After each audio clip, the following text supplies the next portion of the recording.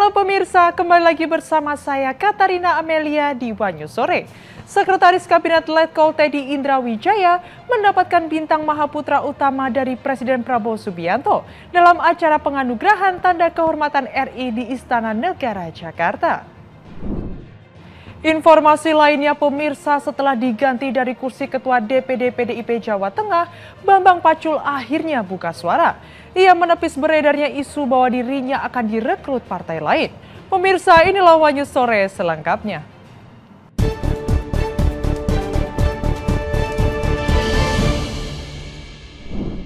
Ketua DPR RI Puan Maharani menegaskan lembaganya selalu terbuka menampung aspirasi masyarakat, termasuk lewat aksi unjuk rasa di sekitar gedung DPR.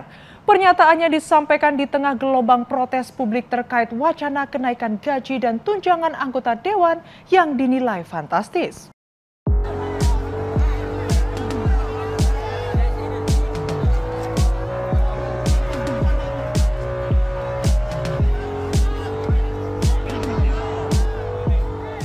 Ketua DPR Republik Indonesia Puan Maharani merespons aksi unjuk rasa yang digelar sekitar gedung DPR Republik Indonesia, Jakarta, Senin 25 Agustus.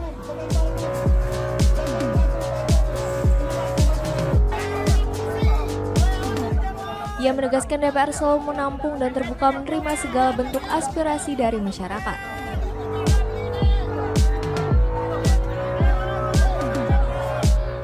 Usai menerima bintang kehormatan di Istana Kepresidenan Jakarta, Puan mengatakan aspirasi tersebut membantu memperbaiki kinerja DPR dan membangun negara.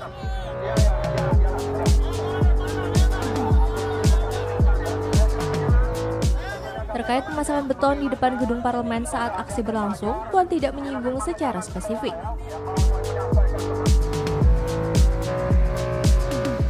Namun ia mengatakan pentingnya sikap saling menghormati dalam menyampaikan pendapat.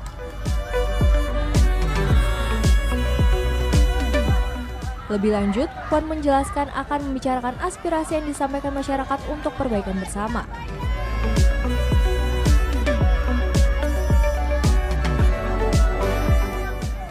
Ya, kami akan tetap menampung semua aspirasi, masukan dari masyarakat, dan kami minta masukan dari semua masyarakat untuk membantu memperbaiki kinerja dari DPR untuk bisa sama-sama kita perbaiki dan dalam membangun bangsa. Mari kita sama-sama saling hormat-menghormati dalam menyampaikan aspirasi. Kami juga di DPR akan menampung semua aspirasi, dan tentu saja semua aspirasi itu akan kita sama-sama bicarakan untuk kita sama-sama perbaiki.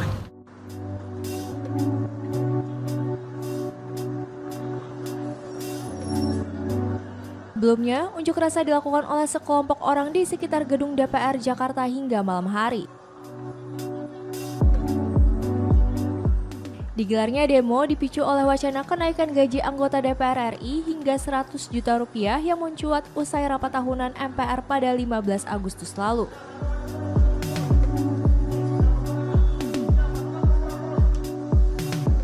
Wakil Ketua DPR RI Adis Kadir mengatakan kalau tidak ada kenaikan gaji anggota DPR, yang ada hanya tambahan tunjangan.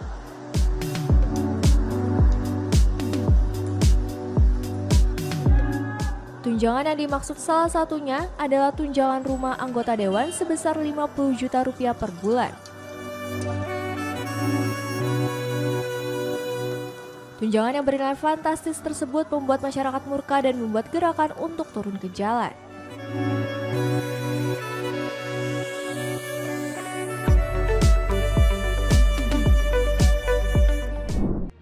KPK menyindir ex-Wamenaker Immanuel Ebenezer soal permintaan amnesti. KPK menyebut sebaiknya Noel mengikuti proses hukum yang berjalan. Sindiran tersebut dilontarkan usai Noel meminta amnesti atau pengampunan dari Presiden Prabowo Subianto usai ditetapkan sebagai tersangka kasus pemerasan sertifikasi K3.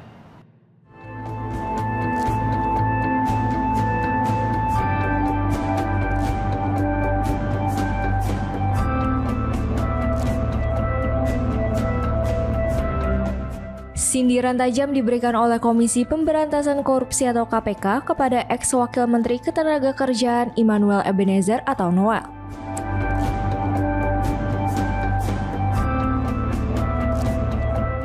Sindiran tersebut dilontarkan usai Noel meminta amnesti atau pengampunan dari Presiden Prabowo Subianto. Setelah ditetapkan sebagai tersangka kasus pemerasan pengurusan sertifikasi keselamatan dan kesehatan kerja K3 di Kementerian Ketenagakerjaan. Juru bicara KPK Budi Prasetyo Senin 25 Agustus secara tegas mengatakan amnesti adalah hak prerogatif Presiden. Akan tetapi, sebaiknya Noel tidak terburu-buru meminta amnesti dan lebih baik mengikuti proses penyidikan.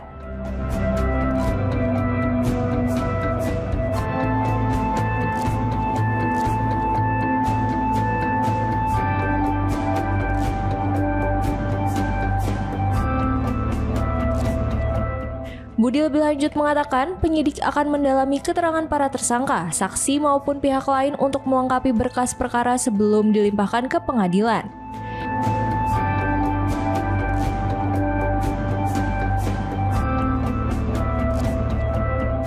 Ia juga menambahkan penanganan perkara korupsi bukan hanya soal penindakan, melainkan juga sebagai pembelajaran publik dan upaya pencegahan.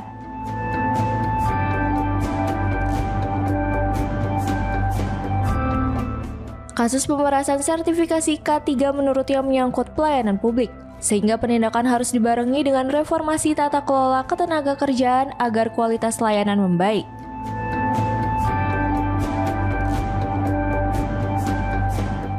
Sebelumnya, saat digelandang ke mobil tahanan, Noel sempat mengatakan ke awak media meminta amnesti ke Presiden Prabowo. Dalam kasus ini, Noel telah ditetapkan sebagai tersangka bersama 10 orang lainnya. Penyidikan menunjukkan dugaan pemerasan sudah dilakukan sejak 2019 dengan jumlah uang yang terkumpul 81 miliar rupiah. Ketika awal menjabat sebagai Wakil Menteri Ketenagakerjaan, Noel pun tahu ada pemerasan namun tak menegur. Noel malah meminta jatah atas praktik itu, membuatnya menerima 3 miliar rupiah dan sebuah motor Ducati.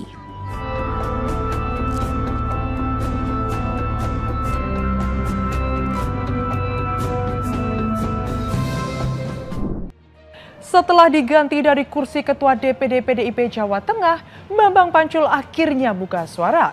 Bambang Pacul menegaskan 100% dirinya akan tetap berada di PDI Perjuangan apapun yang terjadi.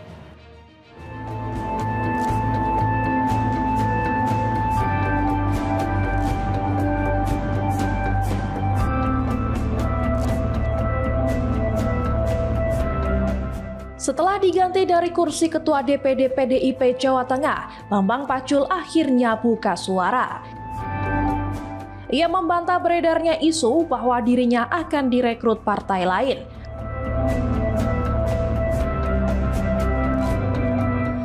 Bambang Pacul menegaskan 100% tetap berada di PDI Perjuangan apapun yang terjadi. Ketua Umum PDI Perjuangan Megawati Soekarno Putri mengganti Bambang Wuryanto alias Bambang Pacul dari posisi Ketua DPD PDIP Jawa Tengah.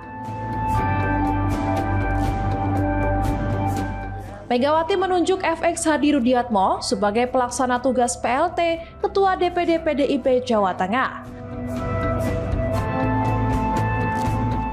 Pasca pergantian itu, Bambang Pacul dan Rudiatmo menggelar pertemuan di kantor DPD PDIP Jawa Tengah pada Senin 25 Agustus.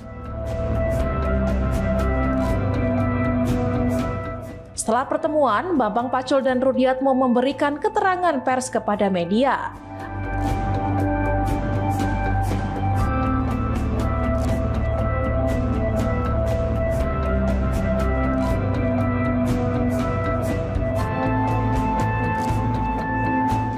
PLT Ketua DPD PDIP Jawa Tengah FX Hadi Rudiatmo menjelaskan pertemuan ini menindaklanjuti penugasan dari Megawati sekaligus menjadi momen perkenalan kepada jajaran pengurus. Bambang Pacul membantah bahwa dirinya dicopot, melainkan karena aturan Kongres PDIP melarang rangkap jabatan. karena ia sudah ditugaskan sebagai salah satu ketua DPP PDIP, maka posisinya di DPD digantikan Rudiatmo sebagai PLT. Bambang Pacul juga membantah isu didekatinya partai lain dan menegaskan tetap di PDIP.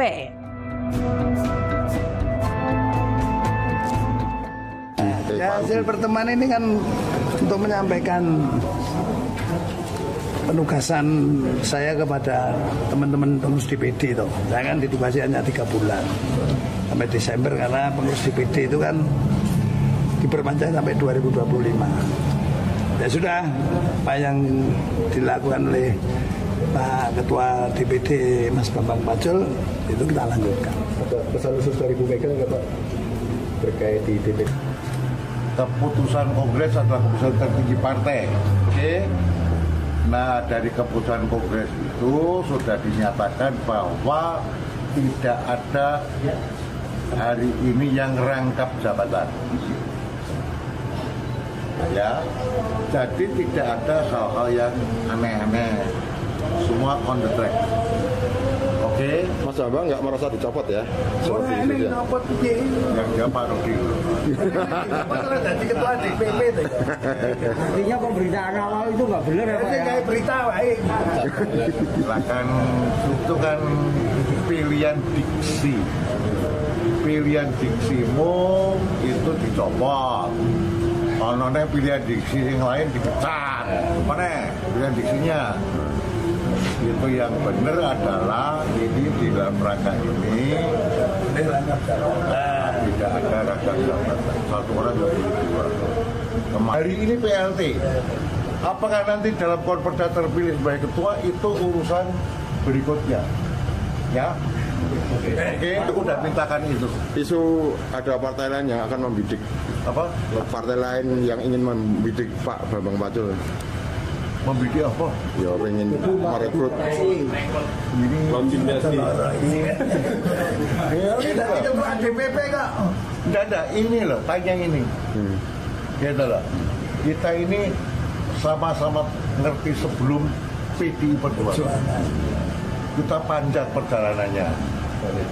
Gitu loh.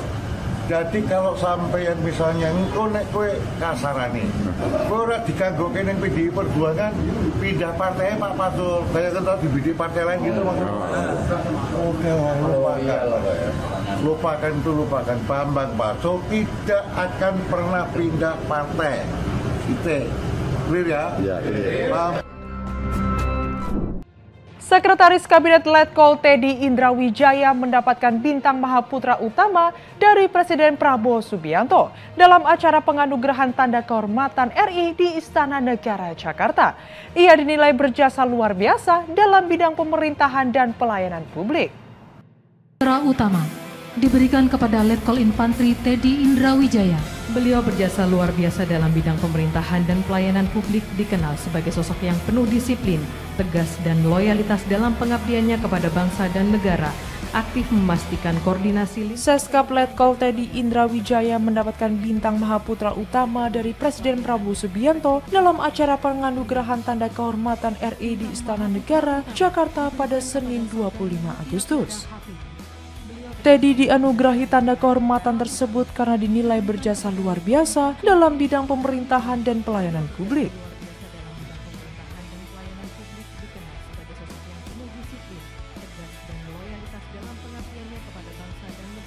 Bintang Mahaputra Utama merupakan tanda kehormatan yang diberikan oleh Presiden Republik Indonesia kepada mereka yang dinilai secara luar biasa berjasa menjaga keutuhan, kelangsungan, dan kejayaan NKRI. Tanda kehormatan tersebut diberikan pertama kali pada 1961 dan rutin diberikan kepada individu-individu yang dinilai berjasa setiap bulan Agustus dalam rangka peringatan HUT RI.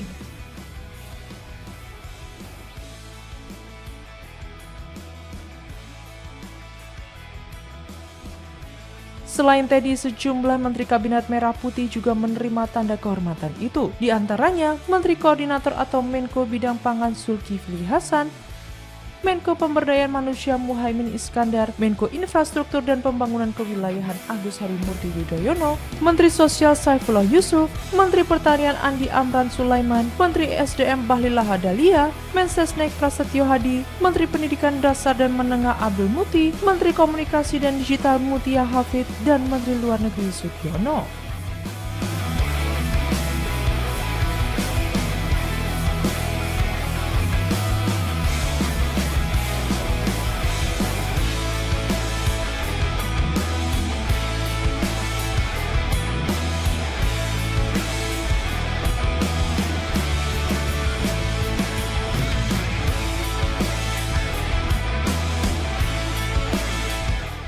Utama diberikan kepada Letkol Infantri Teddy Indrawijaya.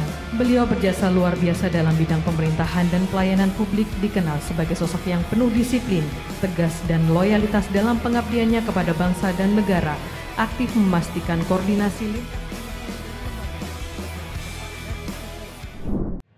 Penasehat hukum 4 pelaku penculikan kacap Bank BUMN menyebut kliennya hanya menjalankan perintah dengan imbalan sekitar 50 juta rupiah untuk membawa paksa korban dari area parkir pusat perbelanjaan di Pasar Rebo, Jakarta Timur.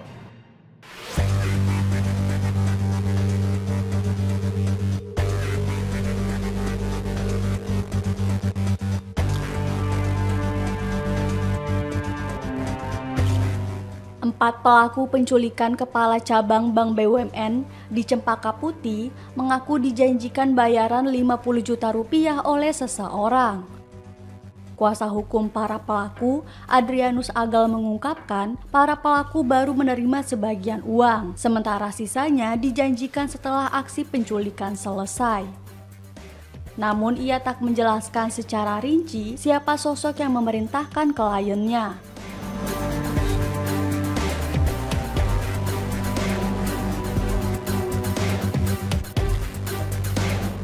Adrianus mengatakan 4 kliennya nekat melakukan aksi tersebut karena ada tekanan ekonomi. Para pelaku telah menyampaikan permintaan maaf kepada keluarga korban.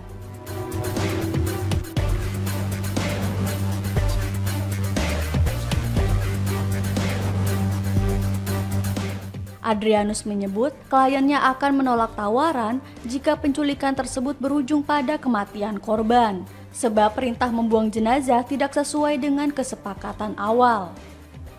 Adrianus menjelaskan kliennya hanya diminta untuk menjemput paksa korban dan diserahkan kepada seseorang.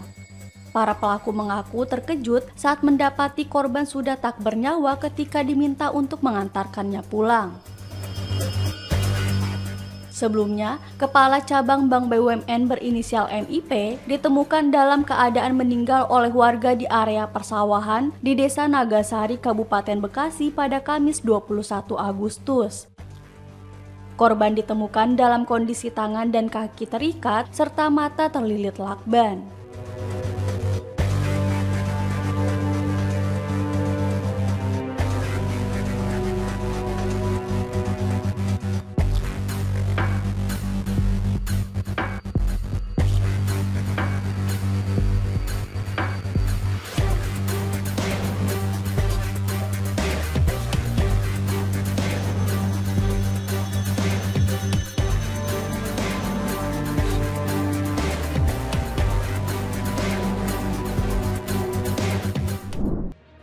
Polisi meringkus 5 orang tersangka kasus pengeroyokan terhadap staf Kementerian Lingkungan Hidup dan 8 jurnalis saat meliput penyegelan PT Genesis Regeneration Smelting.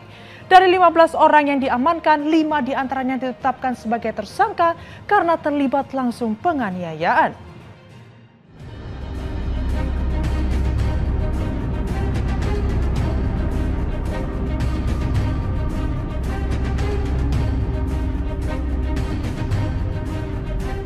Polisi meringkus 5 orang tersangka kasus pengeroyokan terhadap staf Kementerian Lingkungan Hidup dan 8 jurnalis saat meliput penyegelan PT Genesis Regeneration Smelting, pabrik pengolahan limbah B3 karena mencemari lingkungan.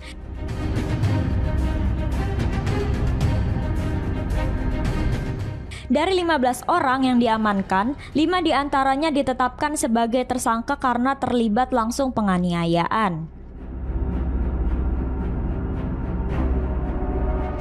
Selain sipil, ada juga anggota oknum Brimob yang telah diamankan Propam Polda Banten. 1 oknum Brimob ditetapkan sebagai tersangka, 1 lagi masih diperiksa.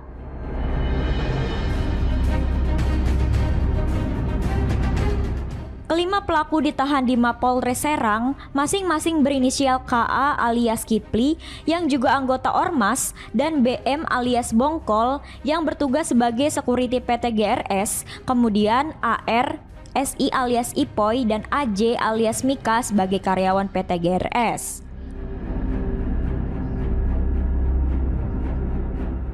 Polisi menjelaskan motif para pelaku melakukan pengeroyokan terhadap para korban karena kesal dan ingin mengambil HP untuk dihapus saat meliput. Diketahui sebelumnya, 8 jurnalis dan staf Humas KLH mendapat tindakan kekerasan pengeroyokan dan intimidasi saat meliput kegiatan penyegelan PT GRS. Atas perbuatannya, kelima tersangka dijerat pasal 170 KUHP tentang pengeroyokan dengan ancaman hukuman 5 tahun 6 bulan penjara.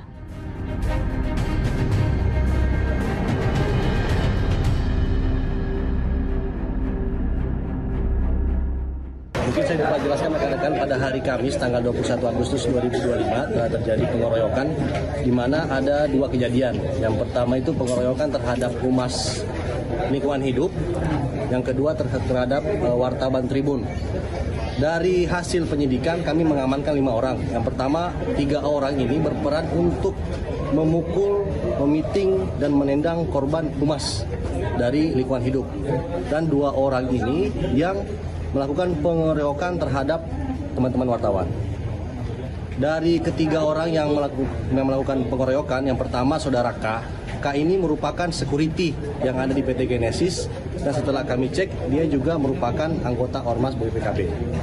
Terus yang kedua terhadap B. B ini merupakan security terhadap karyawan PT Genesis, dan R ini merupakan warga sekitar sana dan dulunya kerja di PT Genesis. Yang kedua, yang terhadap pengeroyokan wartawan, ada 2 orang yang kita amankan. Yang pertama itu saudara S alias I, terus saudara A alias M, di mana kedua orang ini melakukan pengejaran terhadap wartawan dan memukul baik di bagian kepala maupun bagian punggung. Oke. Pelaku diamankan di mana aja, Dan? Kami mengamankannya di daerah Jawilan dan Kopo pada hari Kamis dan juga hari Sabtu malam subuh. Pasal yang ditetapkan, Dan? Untuk pasal kami kenakan itu 170 dengan ancaman hukuman 5 tahun 6 bulan penjara. Oke, Dan. Sebelum ada pengeroyokan karena ada upaya penghalang-halangannya. Oke. Nah, itu pasal pers nomor pasal 18 nya dimasukin apa, Dan? Untuk sementara kami menggunakan pasal 170 sesuai dengan laporan yang dilaporkan oleh Humas maupun teman wartawan. Berarti pasal 18 pers itu tidak dimasukkan sementara? Belum. Karena kita atas dasar laporan korban nih, 170. Oke. Pak, ini sudah direncanakan apa belum, Pak? Mereka bisa. Nah, untuk motifnya setelah pemeriksaan yang pertama itu motif terhadap pengeroyokan Humas. Yang niatnya mereka security ini untuk mengambil handphone Humas Lingkungan Hidup karena akan menghapus video pada saat penindakan. Untuk motif pengeroyokan wartawan dari keterangan para pelaku ini, mereka mengira orang-orang atau rekan kita yang dikeroyok ini adalah orang-orang yang sering demo di tempat tersebut karena kesal, makanya melakukan pengejaran dan memukulnya. Itu motif sementara. Ada instruksi nggak? Belum, sementara belum ada. Makanya kami masih berproses untuk penyidikannya. Apabila memang nanti ada penambahan, pasti akan kami sampaikan. Siap manajemen ada yang dipanggil langsung? Ya, rencana kita akan panggil minggu ini maupun juga orang-orang yang ada keterlibatan dalam hal pengeroyokan. Terkait ketua Ormas yang meminta upaya perdamaian kepada wartawan, Dan, sudah diperiksa belum, Dan? Ini juga minggu ini kita akan panggil. Okay. Kalau Kades kemana gimana? Kades. Makanya pihak-pihak yang memang terlibat pasti akan kami panggil. Kami sekarang fokus terkait dengan kejadian pengeroyokan yang dialami Humas Lingkungan Hidup maupun juga wartawan Tribun. Seorang lansia di Pangandaran, Jawa Barat menjadi korban penipuan setelah diiming-imingi bantuan sosial oleh seorang yang menyamar sebagai petugas sensus. Aksi pelaku terekam kamera CCTV dan korban mengalami kerugian hingga jutaan rupiah.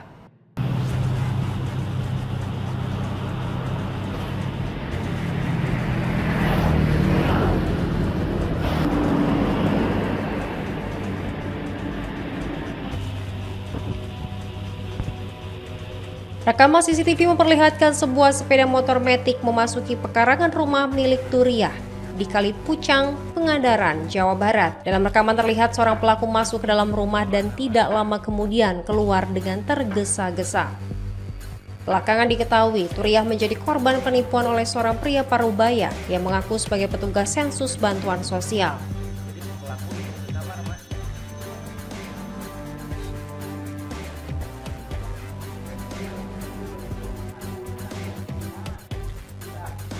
Pelaku mengiming-imingi korban akan menerima bantuan berupa uang dan sembako. Ia kemudian meminta korban menunjukkan KTP serta mengajaknya masuk ke dalam kamar. Untuk mengalihkan perhatian, pelaku meminta korban membersihkan rumah. Saat korban lengah, pelaku melarikan diri.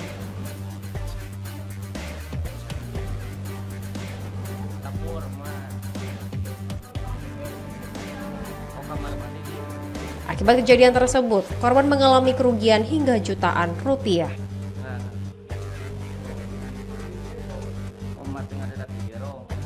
2.150.000. Oh, itu diambilnya di mana, Mak? Di tempat tidur. Di tempat tidur. Nyuruh bersih-bersih kompor sama itu bangsa Hanci. Ya. Terus katanya mau keluar dulu, mau motor di luar. Motor di luar. Seperti sensus gitu ya, Mak? Iya. Oh, terus emang nggak curiga awalnya, Mak? Enggak.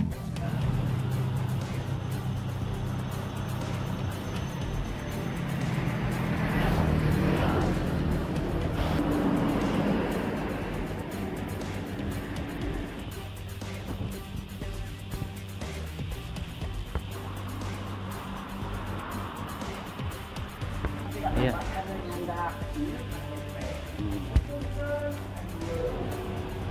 Kemana, Mak?